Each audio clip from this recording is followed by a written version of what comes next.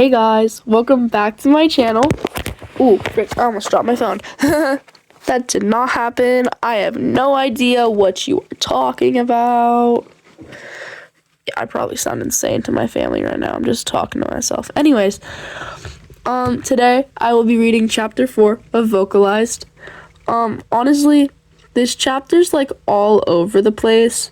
In the notes for this chapter, I like kind of explained why it's all over the place. I really did not know what to write for this chapter, and I had huge writer's block, like, as I was trying to write this. Like, I locked in and finished a one-shot, for a 911 fic that I was writing, and then I was like, oh my god, my writer's block is fixed, and so I went to go write this one, and then it all came back, the writer's block, and I just couldn't. But I pushed through, and it's not the best, but I don't know. It's not really a necessary chapter, but like, I don't know. I just like, I needed a filler because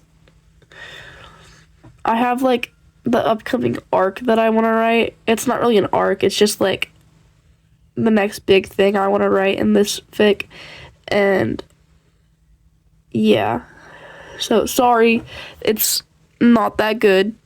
You can make fun of me all you want. I will take it because it sucks. And yeah. Anyways, I hope you guys enjoy it, and I'll start reading now. Sorry, my chair's creaking. That scared me. And I almost dropped my phone again. That's really fun. Anyways, I'm gonna actually start reading now. Enjoy. Chapter 4. Run away. Why can't I just have a peaceful day to myself? I asked no one in particular, causing the man, who I'd been indirectly addressing, to turn and look at me. He smiled at me. Hey, Uraka, Tomura said, making me roll my eyes. I moved forward to stand next to him. What are you doing here? I asked, because Tomura never leaves the bar unless he's been sent on a mission, or he wants to torment me. We needed food because apparently I've eaten it all, Tomura huffed, looking annoyed. I just laughed, causing him to glare at me. Asshole, he commented, kicking my shin. Sorry, I said, smiling and looking the least bit apologetic. But you probably did eat all the food with how often you eat while you play video games. Tomura rolled his eyes again before sighing. I invoke my Fifth Amendment right, he responded, raising his right hand as he found my eyes. We're in Japan, I deadpanned. This isn't America, land of the free or some shit. Sigh, Tomura said, hanging his head. You right. I am most of the time, I commented, reaching for a bag of chips that was on the shelf in front of me. Tomura swatted my shoulder. I smirked. You're supposed to respect your elders, Tomura muttered, reaching forward to inspect the new kind of chips the store added to their shelves last week. You don't act like you're older than me. If anything, you act like you're a toddler, especially when you throw your temper tantrums. Tomura aimed the bag of chips at my head. I caught the bag with a practiced ease that only comes with growing up with siblings. I inspected it before tossing it into his shopping cart. I don't act like a toddler, he spit out, glaring at the shelf in front of him rather than at me. I just hummed in response. Where's your boyfriend? I asked, reaching for a box of snack-sized pretzels. Don't you two normally shop together? Tomura turned bright red. He... Shut up, Tomura stuttered, slapping my wrist with 4 fingers. I smiled. Is he at the clinic? I asked, setting the box in his cart. Tomura nodded his assent. How long has he been there? Tomura was quiet for a long time. I didn't try to fill the silence. I just let him process his response. 3 days, he finally says. I turned my head to look at him with a surprised look. Tomura meets my eyes as he continues. There's been a lot of people coming in and out of the clinic, so Natsu has been on call 24/7. He started sleeping at the clinic because of how many patients they have and how many doctors they don't have. Oh, I said dumbly, Tomura's shoulders were shaking as he held back tears. I reached a hand forward to offer a hug. Tomura took it. I held my older brother close to me. He cried, in the middle of aisle 6. I understood his pain. He hasn't been able to see his boyfriend in multiple days. I wish I could have the same problem, but I don't. I've never had a partner, and honestly, I don't think I ever will. My parents have drilled it into my head that no one could ever love someone who couldn't talk, and even though I can talk, I'm not supposed to. Sure, I have a crush on someone here and there, but I know that I'll never have a chance with them. It's either they don't like me or they feel sorry for me, and neither one is good grounds for a relationship, so I've never tried to have one. Anyways, enough about me. Tomura pulled back from the hug and wiped his eyes. He's taller than me, probably by quite a few inches since I'm short. He straightened up before clearing his throat. I can smell your hair dye, he said in a raspy voice, breaking the tension that had built up from his short breakdown. I couldn't help myself. I laughed. Tomura joined me and we stood there, in the middle of aisle 6, just laughing our asses off. I made Tomura pay for my groceries as well as his own because we were going to be using our father's money either way, and I didn't feel like pulling out my wallet. Once we were done with that, I followed him back to the bar, and by followed, I mean I walked through Kurogiri's warp gate. Once there, I flopped down on the floor. Tomura and Kurogiri looked at me like I was a madman, which is fair, but still. I closed my eyes and breathed in the familiar scent of old wood and alcohol.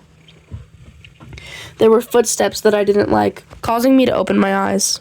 Upon opening my eyes, I was met with my father's very ugly face. I promptly snapped my eyes shut as I scowled. Your ugly-ass face, I started to say before a boot was brought down on my left shoulder. A burning hot pain shot through me as I yelped and rolled over so I wouldn't get stepped on again.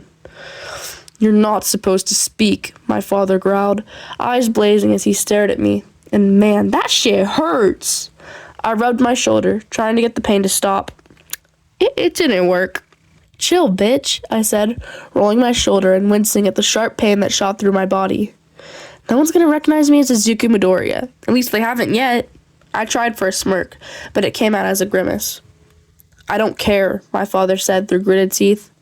There was a fire blazing in his eyes that used to scare me, but I'm unfazed by it now. I'm not risking my reputation by letting you wander around pretending you're not my son just so you can speak. I balled my hands into fists. This bitch was pissing me off. I don't just change into Uraraka so I can talk, father. The words felt like ash on my tongue as I spat them out. I do it so I can help people and hide from your lackeys who keep trying to kill me. I tried to keep my tone even, but by the end of my sentence, my voice was almost a scream.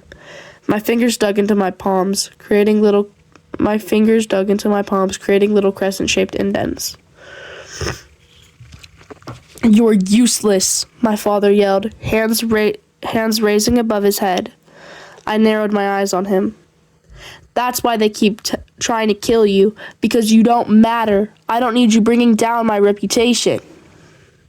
Even though his words stung, I knew I could provoke him further.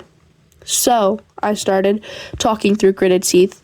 You don't want me to put anything good on your name? Like, I don't know, how about a story that says, Dragon's son tried to become a hero earlier than everyone expected, though through less than legal methods.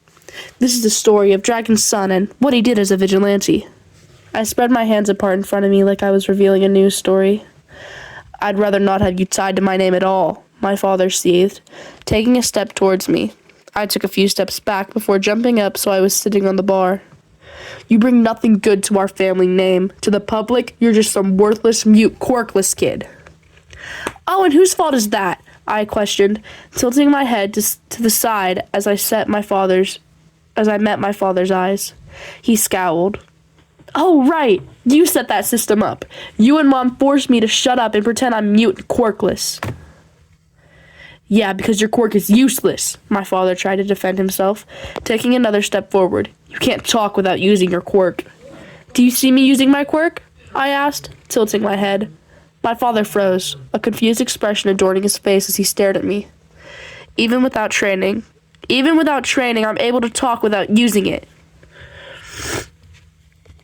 My father looked befuddled. I basked in the moment. It's not every day that my father's confused and shows it. Normally he just pretends to know something that confuses him. He's all like, yeah, so did you think that was new information to me?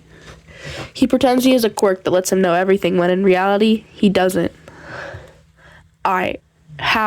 What? My father stuttered, not able to form complete sentences from how shocked he was, before finally getting the words to blend together and saying, "What the hell?" He took several steps forward until his torso was pressed against my knees. He grabbed my face and forced my mouth open. I could tell he was trying to look at my vocal cords. It was very weird and uncomfortable, so I kicked him in the groin. He staggered backwards as he wailed and held his crotch. I turned my head and made eye contact with Kurogiri. We made a silent agreement. "Bye, bitch," I said, as a warp gate opened beneath me and I fell into the swirly purple darkness of it.